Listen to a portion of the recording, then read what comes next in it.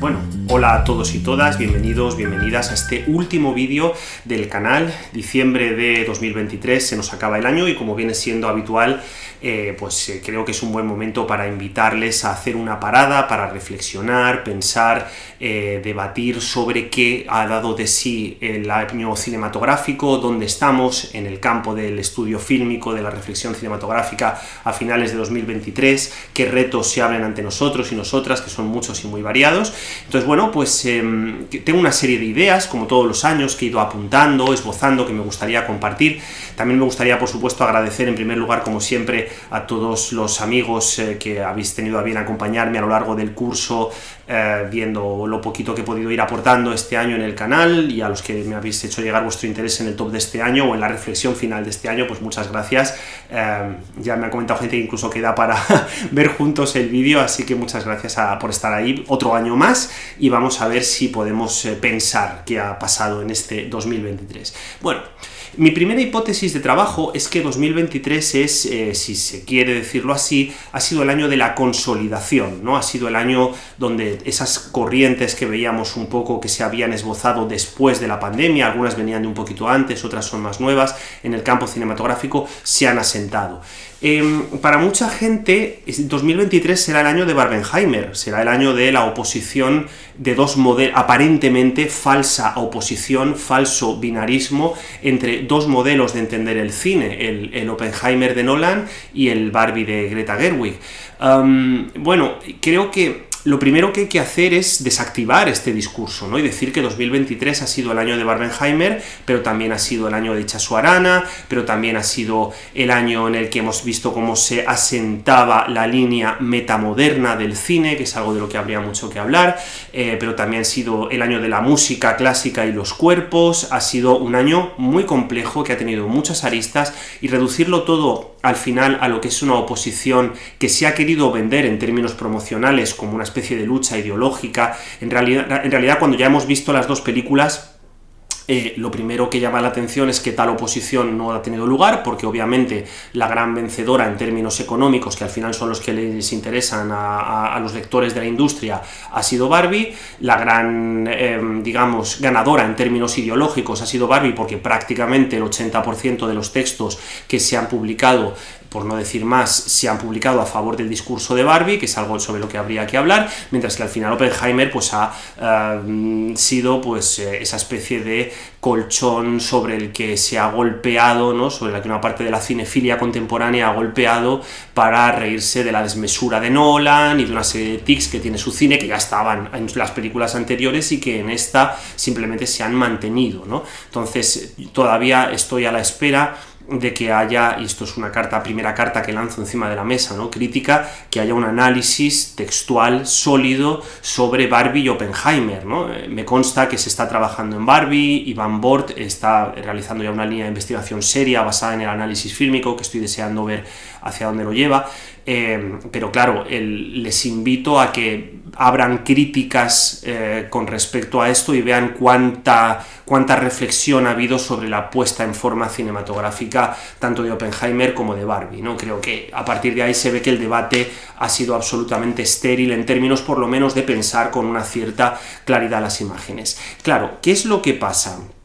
2023 es un año donde estamos viendo que las apuestas en términos de contenido de las películas son las que al final funcionan. Es decir, lamentablemente el ecosistema contemporáneo está demostrando que lo que funciona es el de qué hablan las películas, no el cómo hablan las películas, y esto explica las cifras del año, explica los debates, que al final es lo que a mí me interesa, ¿no? Los debates que se generan alrededor de las películas, y explican las posturas absolutamente polarizadas y muchas veces acríticas que nos obligan a tomar una especie como de bando u otro, ¿no? En el sentido más preescolar del término, tú eres de Barbie o de Oppenheimer, cuando en realidad la pregunta debería ser, tú eres del cine o eres de otras cosas que no son el cine, ¿no? Y esas otras cosas pues son los hilos de los tiempos, los hilos por los que respiran los tiempos. Claro, hay excepciones, ¿no? Y para mí dos de las mejores películas del año son el perfecto ejemplo de que se puede realizar un cine que hable sobre las cosas del mundo con las cosas del mundo, no con cosas de fuera del mundo, sino con las cosas del mundo, y que a su vez sea formalmente impecable, ¿no? Y estoy hablando de dos películas como Las chicas están bien, de Itxaso Arana, y como Tar, de Todd Field, que para mí han sido probablemente, junto con El sol del mañana, de la que hablaré después, de Moretti, han sido las grandes películas del año. ¿Por qué han sido las grandes películas del año? Bueno, primero porque las chicas funcionan también en polarización, las voy a polarizar, pero las dos de manera positiva. He escrito mucho, he hablado mucho de Las chicas están bien, seguiré dando la tabarra, porque en algún momento dado, si mi compañera de combate, Shaila García, no se me adelanta, y ojalá se me adelante porque sería maravilloso, si ella hace un análisis textual, yo se lo dejaré a ella, si ella no decide hacerlo, yo lo cogeré, ojalá en algún momento dado se pueda acceder a un buen análisis textual fílmico en condiciones de Las chicas están bien. Mi apuesta hoy es muy sencilla. Para mí es la gran película del año, primero porque ha demostrado, como decía antes, cómo se puede tomar posición ante las cosas del mundo sin gritar, sin subrayar, sin obligar, sin forzar, que es algo que no hemos visto en muchas películas, sobre todo españolas, pero no solo españolas del año, ¿no? Estas películas que te vienen con el carné de usted tiene que pensar esto para disfrutar esta película. Las chicas están bien, simplemente es una película que fluye, donde deja que emerja la palabra, y en la palabra lógicamente hay una reflexión. Es una película que no mete ninguna idea a martillazos en la mente del espectador, ninguna, sino que simplemente deja que florezcan, y deja un espacio maravilloso para que nosotros decidamos si queremos acompañar o no a las protagonistas de la película, y lo hace desde el trabajo con lo pequeño, desde el trabajo con lo concreto, desde el ejercicio de escucha. O sea, al final, lo que yo más agradezco de una película, y esto es una posición personal que no tienen por qué compartir, ni muchísimo menos, pero lo que yo más agradezco de una película es que me permita escuchar a los personajes, me permita escuchar la voz de la enunciación, en este caso mediante la forma, y a que me permita dar el gusto de transitar el interior de una cinta para debatir con ella, para ver qué ideas tiene sobre el mundo al final, ¿no? Que es para lo que uno, por lo que uno se dedica a estas cosas. Claro, en contraposición, Tar es una película absolutamente flamígera, es una película convulsa, es una película de una extraordinaria violencia visual en el montaje, no explícita, desde luego, sino implícita. Es una reflexión sobre la alta cultura, sobre la manera en la que nos relacionamos con los textos y con sus creadores, ¿no? Y con sus creadoras. A mí Tar me encanta porque es una película que, al contrario que Barbie, parte por la mitad la lógica de cómo aproximarse a hacer una lectura desde los estudios culturales. Es decir, es posible hacer una lectura desde los estudios culturales de Tar y no entender absolutamente nada de lo que hay dentro de la película y leerla absolutamente mal. Cosa que, desde luego, Barbie no hace, porque Barbie ya te da el código de lectura. O sea, Barbie desde el minuto 1 te está dando la hoja de recorrido para que tú la puedas transitar. Tar lo que hace es subir el nivel, ¿no? Y además lo hace, que esto es algo muy bonito y que quiero poner en valor, quiere subir el nivel tomando como base la cuestión de la alta cultura y la cuestión del esfuerzo y la recompensa en el consumo de cultura. Quiero decir, es obvio que Tar no es una película para audiencias, digamos, que no manejen ciertos códigos, en este caso vinculados a la música clásica, ¿no? Y que el sabor que uno saca de la película se multiplica en el momento en el que recorre de la mano de Phil las reflexiones que hace sobre la dirección de Abbado, sobre las distintas grabaciones de Mahler, sobre el papel de los sellos contemporáneos en la industria, sobre la prostitución, y utilizo esta palabra con todo mi interés, de ciertas etiquetas de la música clásica en aras de una colectividad popular que lo único que hace es aplastar al final el trabajo que se requiere para entender ciertos textos, ciertos esfuerzos, ¿no? El final de la película es implacable, ¿no? En esta dirección. Enfrentamos a aquellas personas capaces de entender el arte y los mecanismos artísticos como una manera de llevarnos a una cima estética, ¿no? Si me permiten la pedantada. Claro, aquí Tar es implacable, y Tar es una película extraordinaria porque no viene con, como decía antes, con un manual de instrucciones. Hay que tomar posición, y ese tomar posición molesta, evidentemente. Entonces molesta porque todavía seguimos con este rollo en la cabeza de que la cultura nos va a hacer mejores, la cultura es un sinónimo de humanismo, la cultura es un sinónimo de mensajes emancipadores, de la ideología que sean, del signo identitario que sean, y de pronto llega Tar, mete una bofetada en la mesa, dice: no, usted por pertenecer a un género, a una identidad sexual o por tener una postura frente a la cultura, está libre de caer en la barbarie. Es decir, esto a día de hoy es absolutamente problemático y absolutamente valiente, y luego, por supuesto, tener una forma fílmica que sepa aguantar esa escritura, ¿no? Y que sepa aguantar el tremendo riesgo que toma la película, y que yo creo que es maravilloso. Esta idea de lo resbaladizo de los cuerpos que está en Tar, ¿no? Y que está en la gran otra película sobre los cuerpos, para mí, en dos de las grandes películas de este año que tocan el tema de los cuerpos. Una es Creatura y otra sería La ballena, de Aronofsky. Me interesa mucho, ¿no?, cómo estas dos películas de alguna manera están dialogando sobre el enigma que sigue siendo un cuerpo, y la manera en la que los marcos simbólicos se rompen a la hora de ceñir cómo se utiliza ese cuerpo. En el caso de Creatura, evidentemente por la cuestión del descubrimiento sexual, que ahora me detendré en esta cuestión. En el caso de La ballena, porque me parece la gran película sobre por qué seguir vivos o no. Es decir, la gran reflexión sobre la autonomía del sujeto para darse muerte, las consecuencias de esa muerte y la manera en la que ese debate se relaciona con un ámbito espiritual frente a lo material del cuerpo. Para mí la película es un acto absoluto de sentido por tomar a un personaje cuya voluntad de darse muerte es absoluta, incluso, de nuevo, aunque esté en ese contexto de cultura, de textos, de conocimiento, de literatura, para poner, o sea, como gran exploración del sinsentido de la existencia y de los vaivenes del destino, ¿no? Y en este sentido creo que la película de Aronofsky es extraordinaria.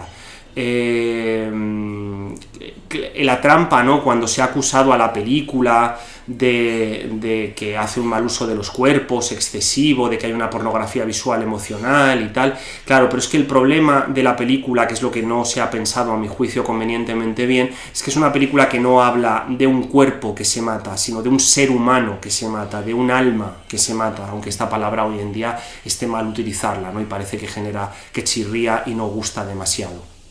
La película de Aronofsky es religiosa de los pies a la cabeza, es espiritual de los pies a la cabeza, y por eso molesta tanto en un contexto donde preferiríamos pensar las películas en términos estrictamente materiales. Pero claro, es que el cine es otra cosa, y por mucho que maneje la materia y se mueva en el interior de los juegos con la materia, tiene un compromiso con la alteridad que no siempre es únicamente el de la materia. Esto entiendo que es otro punto de vista incómodo, ¿no?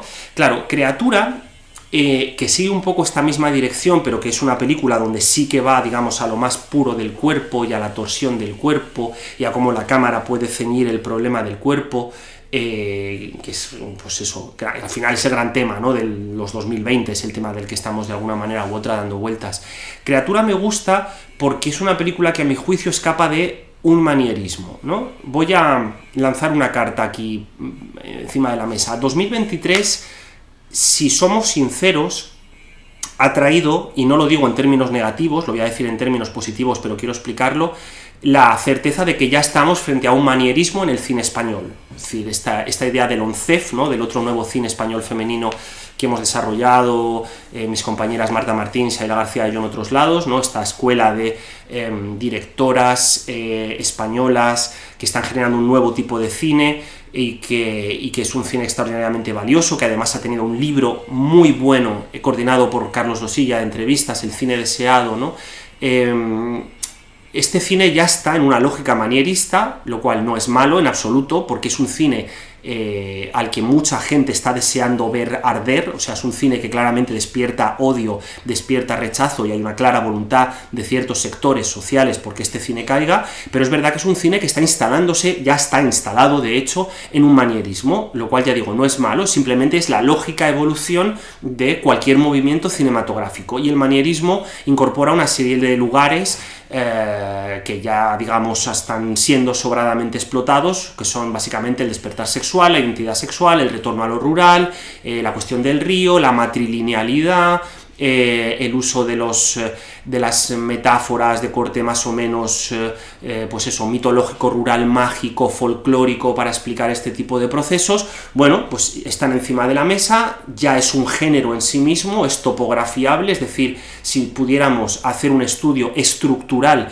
tendríamos un corpus de más de 40 películas con elementos comunes que dialogan entre sí y que generan esta especie de macrouniverso manierista. Bien, ya estamos ahí, es el momento de ver qué hacemos con esto, si lo repetimos, que tiene su interés, porque evidentemente es un cine que está generando un debate social, o si a partir de aquí podemos llevar este cine a otro lado, y desde este otro lado a ver hasta dónde lo llevamos. Puede ser desde una reescritura de la autoficción radical hasta un retorno del cine español a un folclorismo de autodescubrimiento. No lo sé hacia dónde lo vamos a conducir, lo van a conducir, mejor dicho, pero sí que es verdad que es un tema que hay que pensar con cierta calma, sobre todo porque al final es lo que está configurando la esfera del otro cine español, es decir, no hablo de 8 apellidos marroquíes, o no hablo de no sé, los taquillazos de la Mediaset and Company, que ni la mitad ni los he visto ni me interesan especialmente,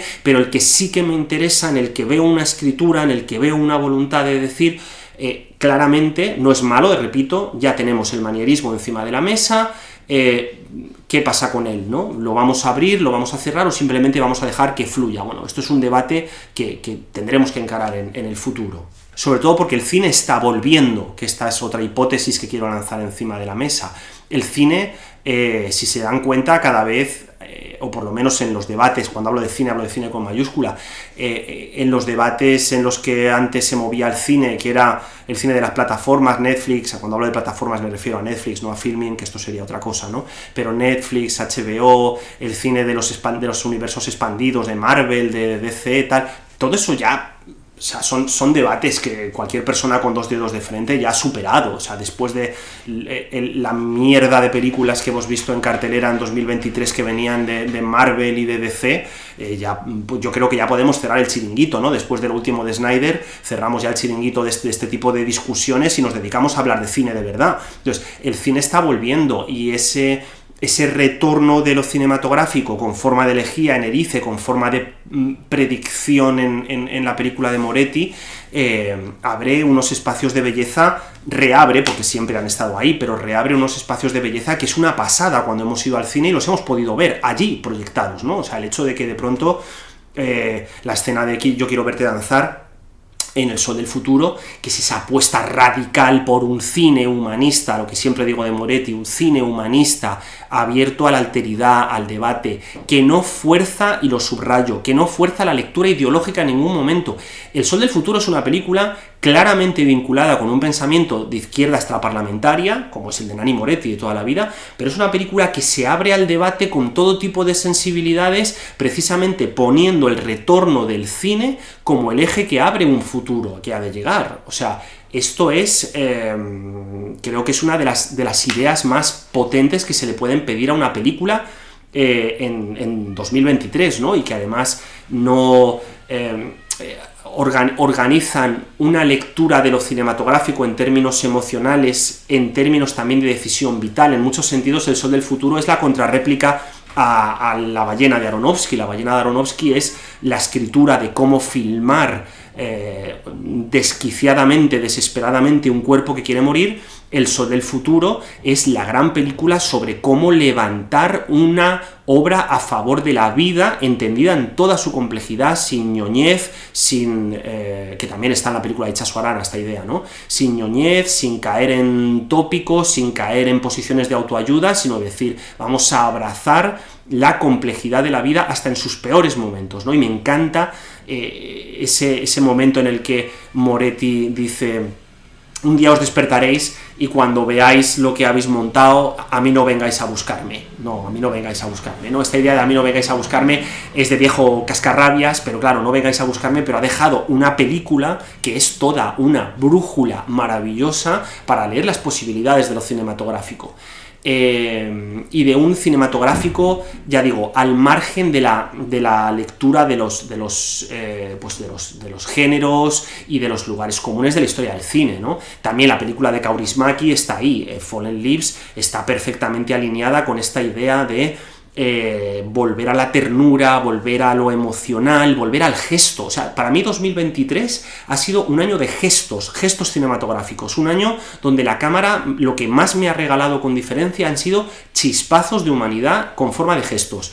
El gesto de Bárbara Leni y Chaso Arana mirándose a la orilla del río antes de que ella comience el monólogo, el gesto de José Coronado cogiendo el trozo de pan en la mesa en cerrar los ojos, el gesto de Moretti bailando, el gesto de... no sé, o sea, ha sido como una manera en la que el cine ha encontrado una depuración de elementos tan precisa, tan bella, en Fallen Leaves, ¿no? el encuentro o el desencuentro, mejor dicho, en las carteleras de cine, con qué precisión la forma fílmica ha ido a captar lo más concreto, ¿no? En el campo del documental, por desviar un poco la atención, ¿no? Esto también ha ocurrido. Está, por supuesto, La belleza y el dolor de Poitras, que es una cosa absolutamente portentosa y desgarradora. Para mí, la gran pieza documental, no sé si utilizar esta palabra, porque realmente no es un documental, y ustedes me perdonan, pero enseguida van a entender lo que quiero decir. La gran pieza de encuentro con la realidad que se basa en herramientas documentales, probablemente ha sido el Samsara de Lois Patiño, ¿no?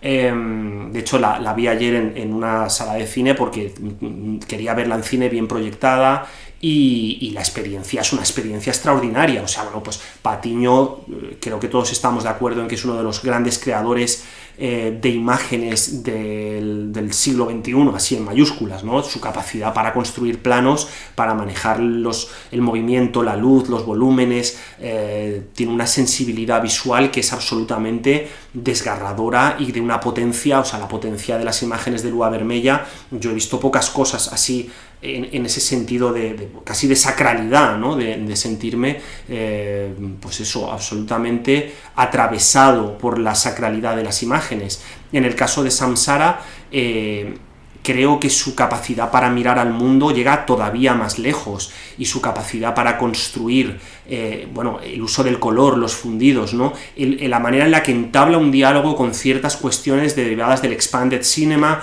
o incluso del flicker film, ¿no? Para mí la experiencia de esos 15 minutos, no sé cuántos serán, pero ese fragmento que parte la película en dos en la sala, donde hay como una especie de encuentro entre el expanded cinema, el flicker cinema, y que además está al servicio de la narrativa de la película. O sea, quiero decir, no es una cosa que a Patiño le apetezca hacer y meter ahí en medio a martillazos, sino que es de una coherencia narrativa y visual absolutamente extraordinaria, ¿no?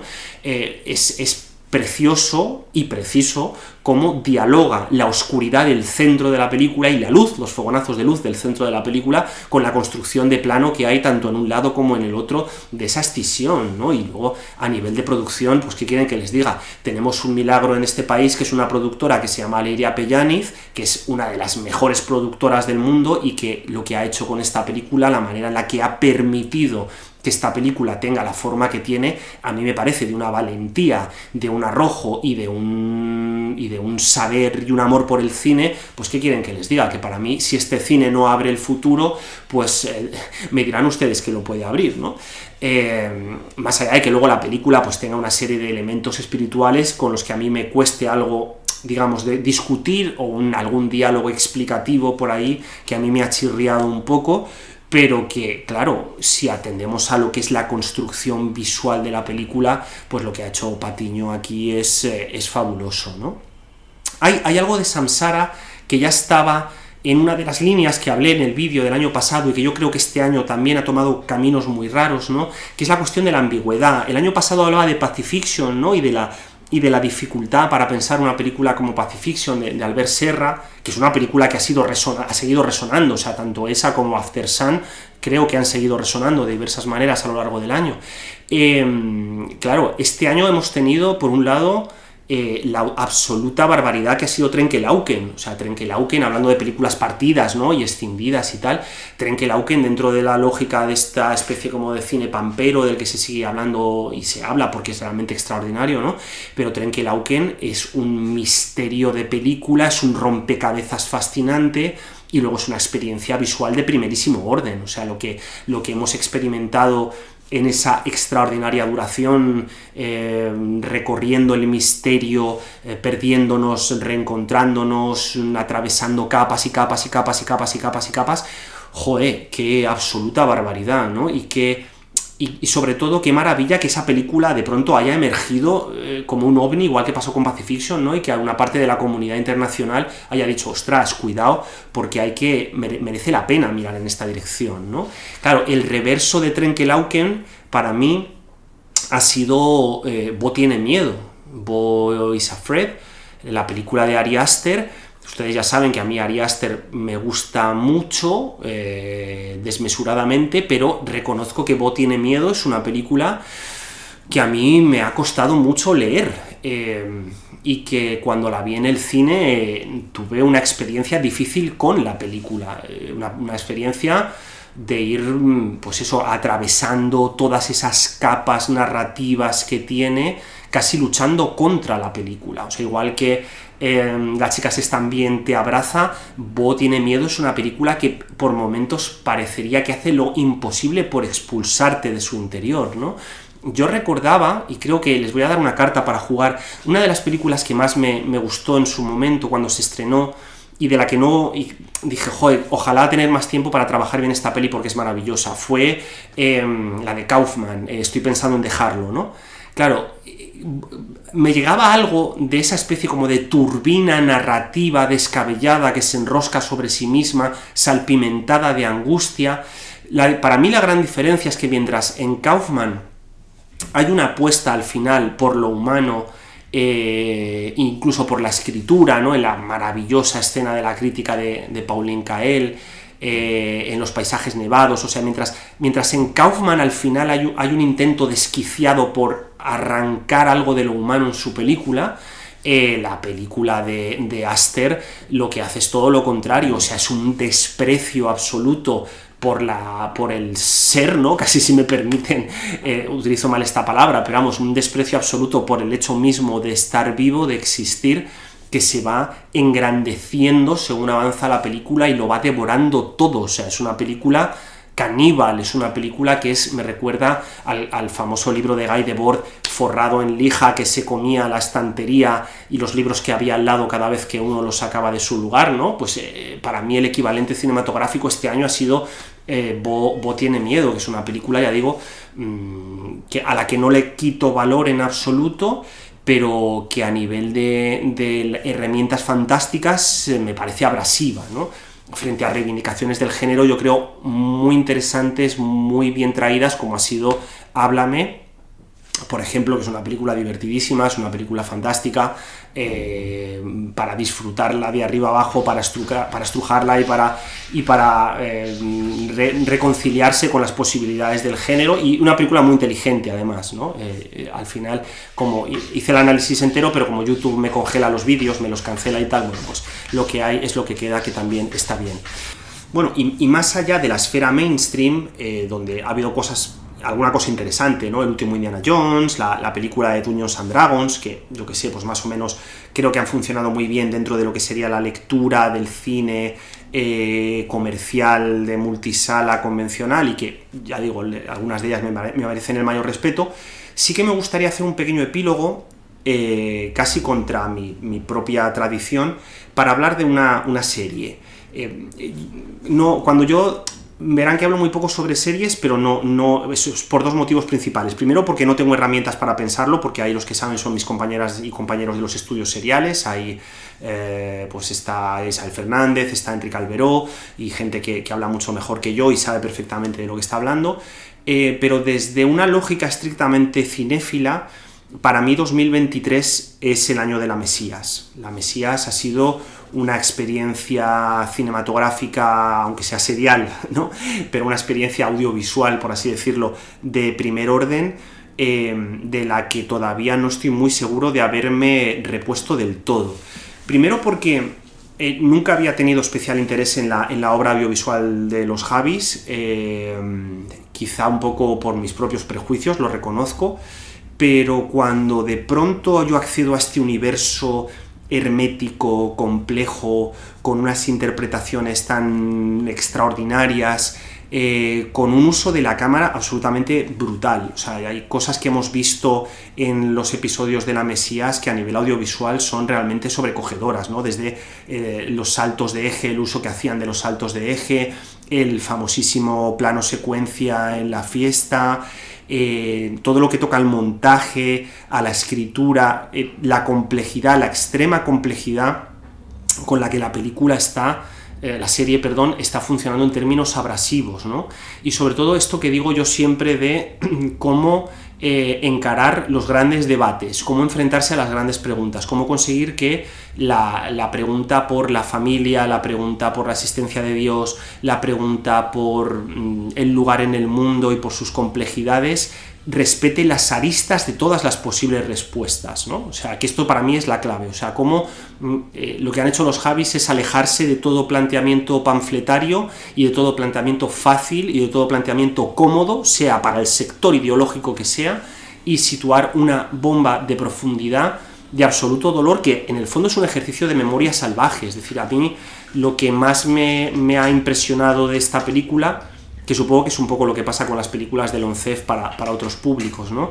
Es la manera en la que me ha permitido regresar con una precisión demoledora a la función que la religión y los estamentos religiosos jugaron en mi infancia, ¿no? Y cómo he encontrado una forma fílmica para hablar de esto, cómo han encontrado una manera de utilizar la dirección de arte, el flashback, la cámara, para que yo tuviera la impresión de que efectivamente sabían exactamente de lo que estaban hablando, ¿no?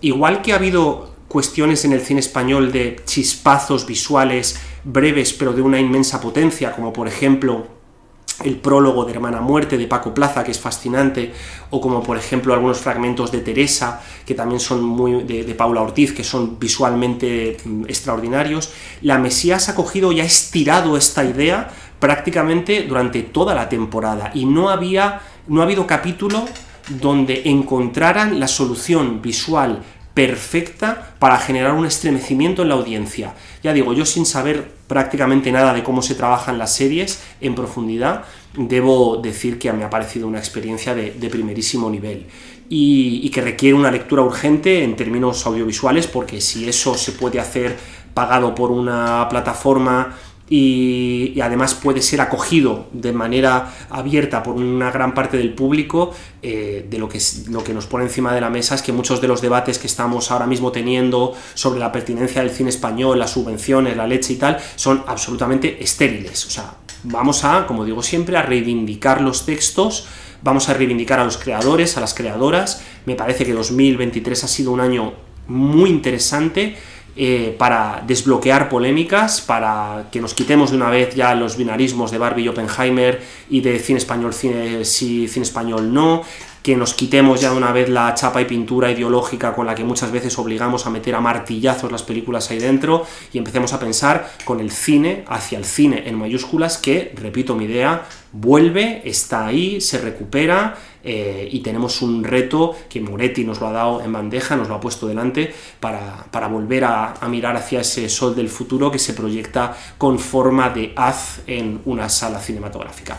Por mi parte nada más, les deseo a todos y a todas un maravilloso 2024, espero que tengamos ocasión de seguir en este canal profundizando, trabajando, y si tienen cualquier comentario, sugerencia, idea, como siempre los comentarios están a su disposición, y muy feliz año nuevo. Nos vemos a la vuelta de la esquina y seguimos hablando de semiótica y de Umberto Eco y de analizar películas y de cómo se analizan las películas.